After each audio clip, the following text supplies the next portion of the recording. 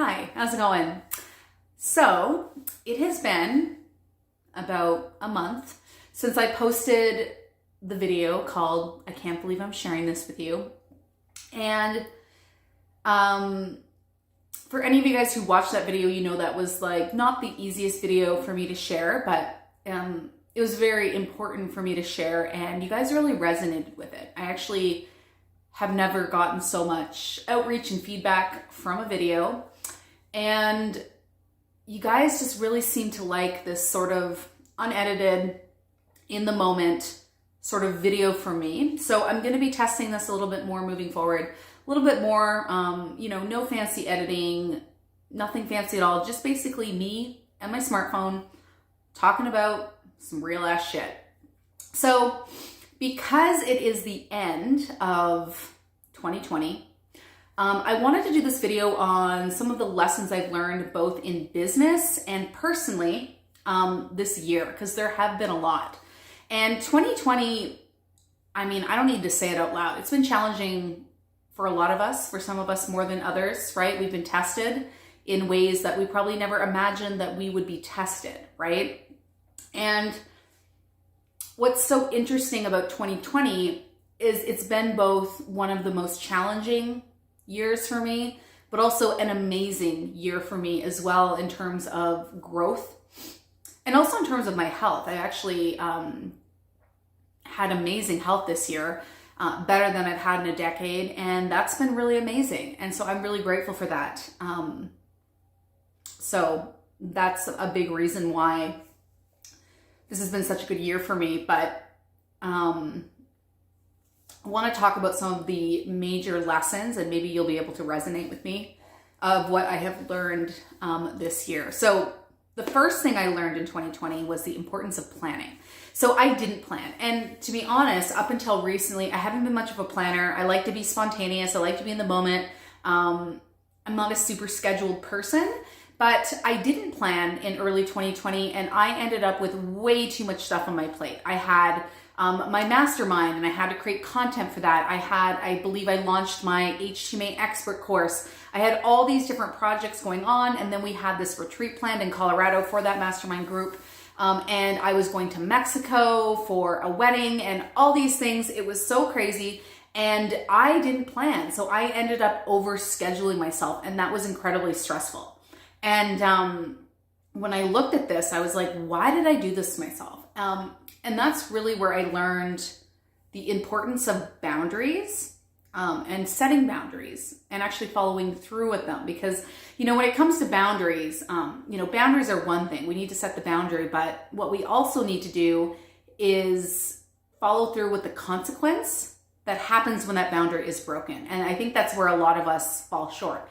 Me as well, right? Because we can set the boundary and be like, this is my boundary.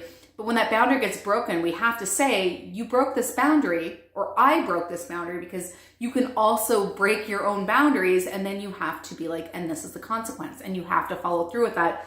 Otherwise, people don't get it, or you don't get it. So I learned that, and yeah, I felt really overscheduled, and I had a lot on my plate, and I had done it to myself, right? I'd created this overscheduled nightmare for myself. So, I was teaching a course, I was creating new content for this new mastermind program, I was creating all this content for a 3-day retreat in Colorado.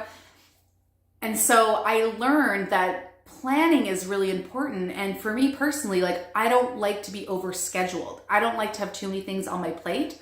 I don't mind a little bit of pressure to get things done, but when it's crazy pressure, it doesn't feel good, and it actually affects my health. So when the pandemic, shall we say, hit in middle of March, and my retreat to Colorado got canceled, it was really stressful, and it was really crappy, and we had to, do a lot of last minute things to kind of accommodate that. But it was somewhat a blessing in disguise, right? Because suddenly it kind of cleared my schedule. I had no more travel plans happening, right? That was all gone. And yeah, it kind of just reset me a little bit. And from then on, I started actually planning the rest of my year. But when we talk about planning, And I'm actually going to do a YouTube live. I can't remember if that's coming up or I've already done it, but one or the other, it's happening on this YouTube channel. One thing I noticed is that planning is important, but 2020 really taught me about flexibility in planning. Because again, a lot of my plans went out the window. Really important to plan, to know what you have on your plate and not take on too many projects at once, and not, give yourself too many commitments at once. But there is a lot to be said about flexibility in planning, because this was definitely the year where I created a bunch of content and then threw it out the window when the pandemic happened, and threw it out the window when the Black Lives Matter protests happened, and threw it out the window the week of the election because social media was so crazy, and suddenly my content didn't feel relevant or it didn't feel appropriate. And so there was a lot of changing things up last minute. So while I think planning is incredibly important, and I literally have my flexible plan laid out for 2021, there is that word flexibility in there. And so I've kind of created general times where I'm going to launch various programs, when I'm going to take time off, but that might change. And I'm totally in acceptance of the fact that, we don't really know what's going to happen in 2021. And to be honest, we never really know what's going to happen. I think we've all been living in this false sense of control where we think we have control, but really in the end, we never really have a lot of control. And what matters is always being in the present moment and going with the flow. 2020 definitely taught me more to be in my feminine energy and be in my feminine flow, because I'm very masculine. I do like deadlines. I like these tight little containers. Sometimes I do like to be regimented, but I've really learned how to embrace my feminine energy and really just go with the flow. And if you're confused about masculine and feminine energy and what that means and how that can apply to business, I actually did a podcast episode with my good friend Jen Beveridge, where we talked all about feminine and masculine energy in business. So I will link to that in the show notes. The next really big thing that I learned in 2020 was to let go of judgment. I have been on a journey for a while now of letting go of judgment. Something that really helped me with that was actually having health problems, because I could no longer give into peer pressure. When I needed to go home and go to bed at 9 o'clock, I had to go, even when people are like, stay, hang out, why are you leaving, right? So I've really been someone who doesn't give into peer pressure. And I've worked through a lot of my judgment issues, but we all still have them. But I feel like 2020 really helped with that, because if you guys follow me on Instagram, you know that I have alternative views to COVID-19 and the lockdowns and all of that. I think I have different viewpoints. I get my information not from the mainstream media.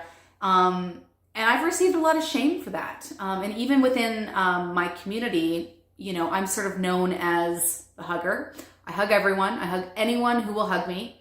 I believe human connection is powerful and important, and incredibly important to health. I don't believe in these Band-Aid approaches. I don't believe in social disconnection or lack of physical touch, regardless of the virus, right? So people have judged me. People don't agree with me. People have stopped hanging out with me because I hug people. And that's, it has its element of being hard, but I also know I need to stand in my truth. And I need to live my life based on what's true for me. No one else makes up my normal. I'm the only one who determines what is normal and what is not the fucking government, right? So yeah, I've really had to let go. People have judged me, people don't agree with me, and I'm okay with that. Because as long as I am standing in my truth and speaking up for what I believe to be true and what I believe to be important in this world, then that is what matters. And, I'm still working through this. We are always going to be maybe sensitive to judgments, but I'm really letting it go and being okay with just standing up for what I believe in and living my life based on what is true for me. So letting go of that judgment.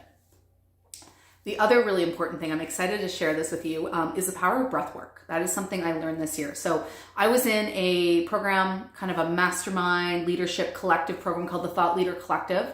The leader of that was Ruby Fremon, who's one of my amazing mentors. Definitely follow her on Instagram at I am Ruby.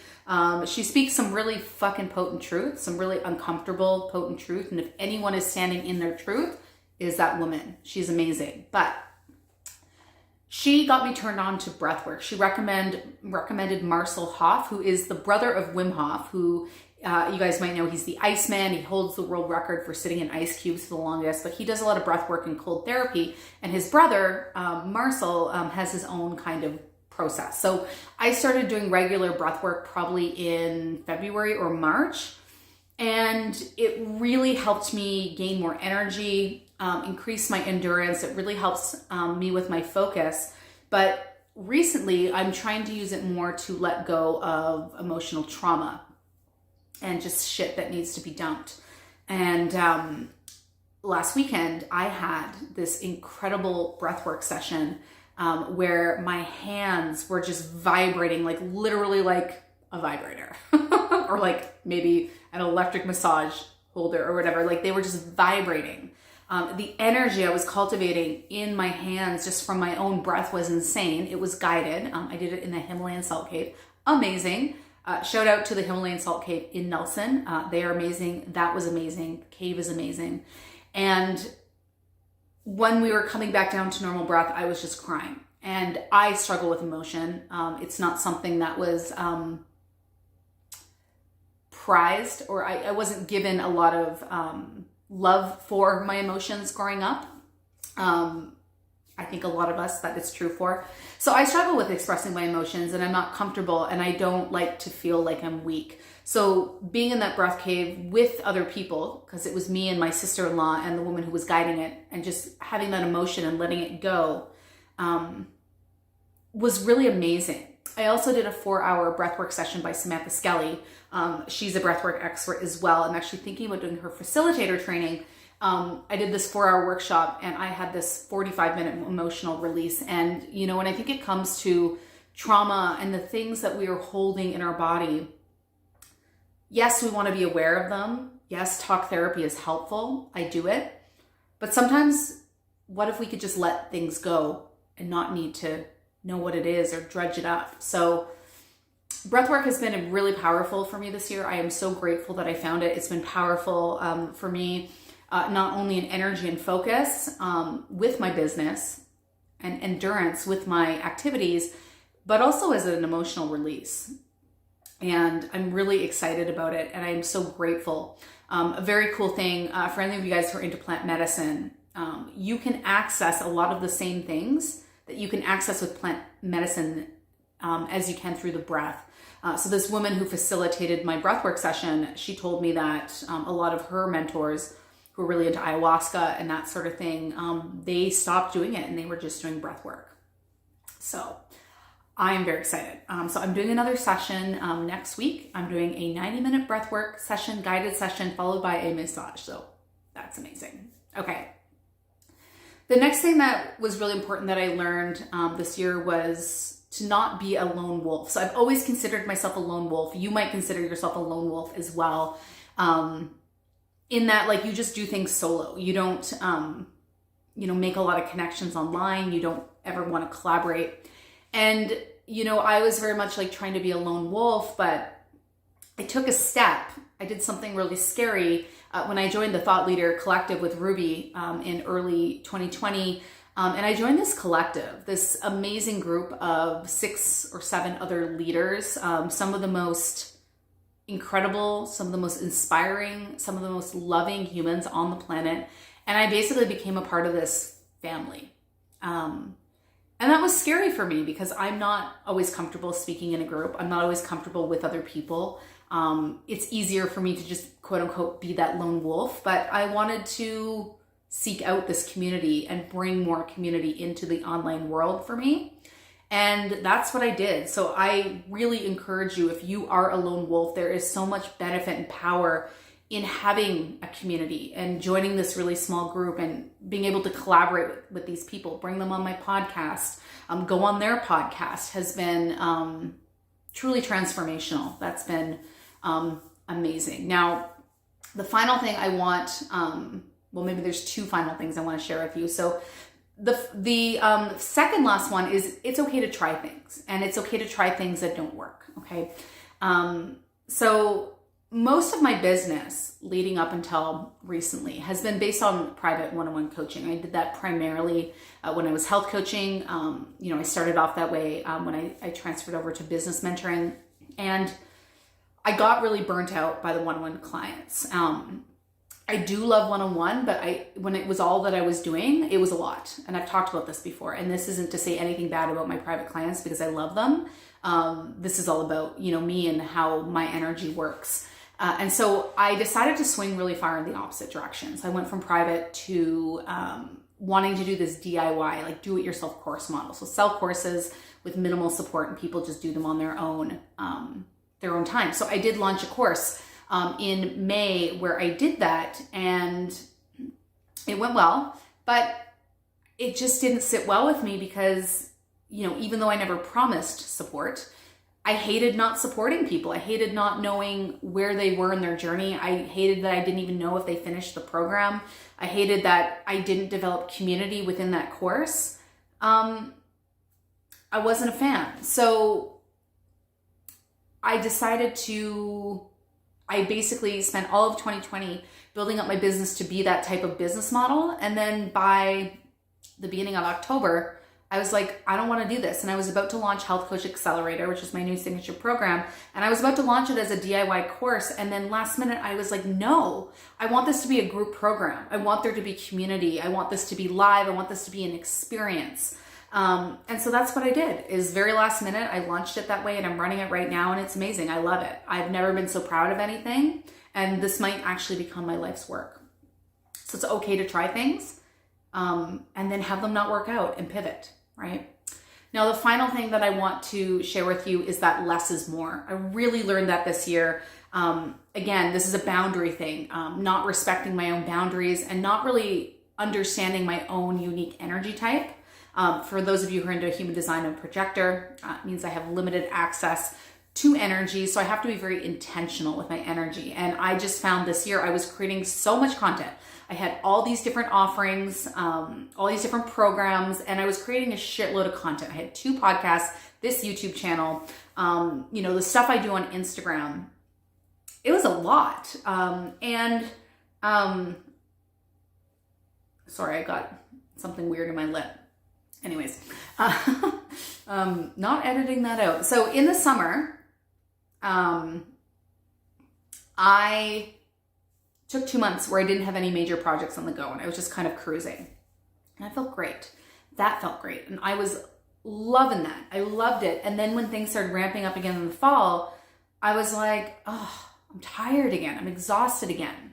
So I looked at all this content I was producing, and I was like, do I really need to be producing all this content and offering all these programs? So I decided to really edit down. I let go of the 360 Health Biz podcast. We're going to be recording, at the time that I'm recording this, we're recording our final episode in a couple weeks. I decided to let go of some of the offerings that I had planned. I had planned to do a dual program with Christine, who I do the podcast with, and I just decided it was going to be too much. I just wanted to focus on Health Coach Accelerator and a few other offshoot programs.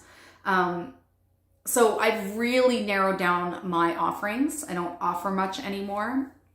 And I'm really editing down the content that I'm putting out there because I fucking pump out a shitload of content. And I don't think I need to be doing that. And I don't want to lose the passion for it because content is one of my favorite things. I love producing content for you. So I just want to make sure I don't overdo it. So, I've let go of that other podcast. I'm just focusing on the Wealthy Coach. I'm focusing on this YouTube channel and the content that I put out on Instagram. So yeah, it's been a big growth year for me. What has happened in my business has been transformational. What has happened in my health has been transformational. What has happened for me personally and the personal growth I've done has been transformational. Like, I can't stress that enough, how transformational it's been. But it also has been challenging. You know, I don't like being told what to do. That is one of my shadow sides, almost to a fault. And so with our governments telling us what to do and what not to do, it's been very triggering for me. But again, in the end, I'm standing in my own truth, and I'm doing what I believe is right, regardless of what the politicians are saying. So that feels good. Sometimes it hurts. Sometimes I'm judged. Sometimes I feel like I'm alone, you know, but it feels good and it feels right. So guys, I hope this was helpful. Let me know in the comments what you have learned in 2020, good and bad.